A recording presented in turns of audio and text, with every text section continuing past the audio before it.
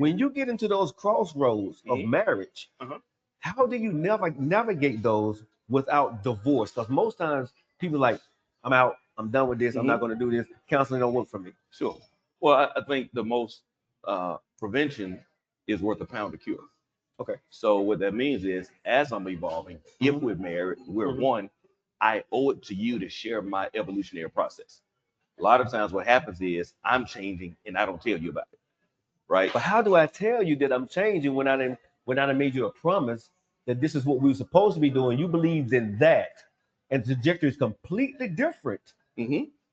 I think it's just like we talked about earlier, just being honest about what's in me and what's going on with me. When I my wife and I met, Hmm. I wasn't thinking about preaching. I wasn't thinking about pastoring no church. I never wanted to pastor no church. Hmm.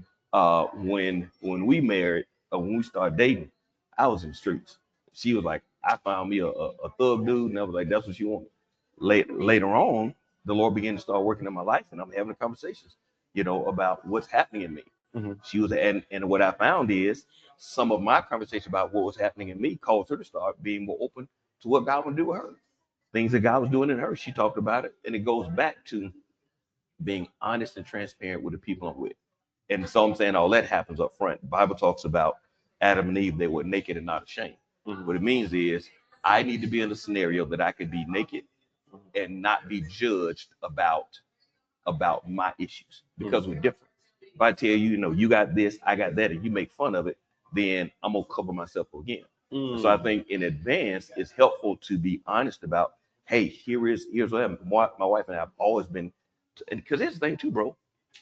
What happens is we teach this principle called emotional needs, Okay. right?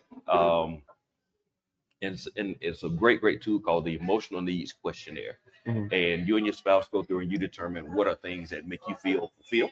Hmm. That when you don't get them, you feel deflated. When you get them, you feel inflated. And so you go through and list what those things are